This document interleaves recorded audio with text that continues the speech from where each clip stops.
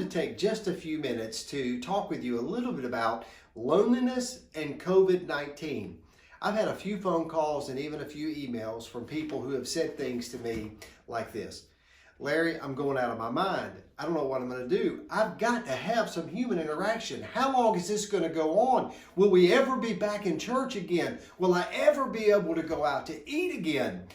And those are certainly questions that everybody's thinking about, but I want to talk to you for just a moment about how to deal with loneliness during COVID-19. You know, we know that there are about two types of people in the world in general categories. The first type is your extrovert, which makes up the largest majority of people. The extrovert is that person who, they're not really the life of the party that we hear about all the time. They're not people putting a lampshade on their head and running around at a get-together.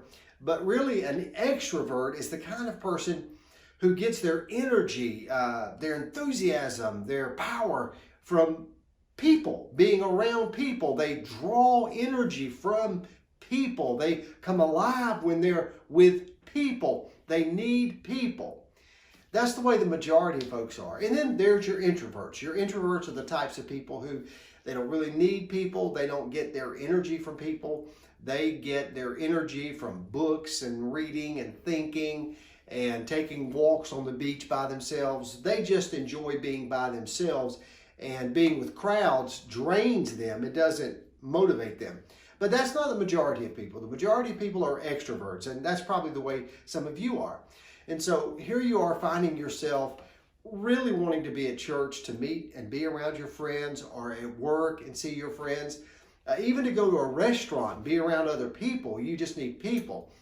So this is a real challenging time for people. And I want to encourage you to allow God to use this time to the best possible scenario. You know, loneliness takes two real forms. One is when you take a human life event, say a death in the family or the loss of a job or moving away, where the people that you love and care about are no longer with you. They're either passed on or you've moved and you're not able to see them. But that's not the type of loneliness that most people are dealing with right now. The type of depression and loneliness that people are dealing with most right now is sort of what we call a chronic kind of loneliness. It just drains on and keeps going. And that might be where you are. And so you go look out the window, you want to see people. There's a great tendency to allow the enemy to take advantage of this time in your life. For example, you do have a choice in how you look at the world and how you think about things. And so I want to encourage you to focus on two areas of your life. One, external, the other internal. What do I mean about external? Externally, one of the best ways to get off of our problems and thoughts is what Grandma used to say, and that is, go do something for somebody else. Reach out and help somebody. So think of somebody that you care about, that you love, a friend or a family member, and you're not able to see them. Somebody from church. And you might think they probably are more lonely than I am. Pick up the phone and call them, reach out to them, and let them know how important they are to you. And that'll help your loneliness, but it'll also help theirs. But a second way that you can really capitalize on this loneliness time is to focus internally, externally with other people, but internally with yourself. One of my favorite Bible verses is Isaiah 55:6. Here's what it says. You'll find me when you seek me with all your heart. And that's God talking. And this is a great time to just allow God to develop the relationship that you have with Him. Spend time in prayer. Really talk to God. Go sit in a chair or go sit on the porch somewhere. And maybe you haven't done this in a while. Maybe you do it all the time.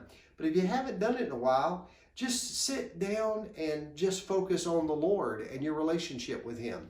And tell Him what you're thankful for and what you are grateful for and what your hopes are.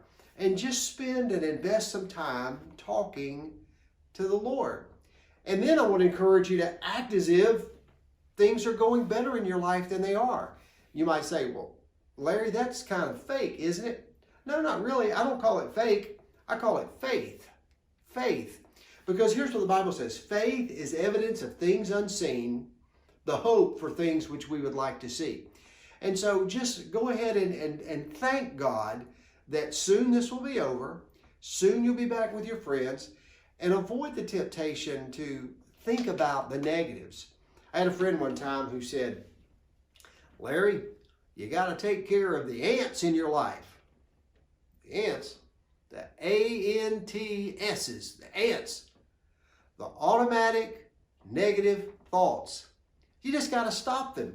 And so when the thought comes in, man, I wish I was at church. I don't like not being at church. I don't like not seeing my friends. I don't like being with other people. That's probably all true, but it's unhealthy and it's not helpful. So what's more helpful and what God prefers in this time is to be able to say, I would like to be at church. I would like to be at work. I would like to be at school. I would like to be able to go out to eat with my friends. I'd like to visit with people. I'd like to take a trip. I'd like to do that, and I'd prefer to do that. But right now, that's just not possible. I just can't. I don't know when I'm going to be able to. I'd prefer to do it, but I can't. And so I'm just going to focus on what I do have and what God's doing in my life right now.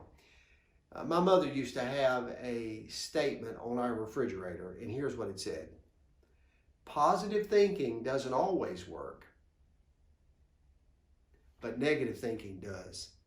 And so it does. And so try to find that place in your heart and in your life that God can use this time to build you up, build me up, make us better people.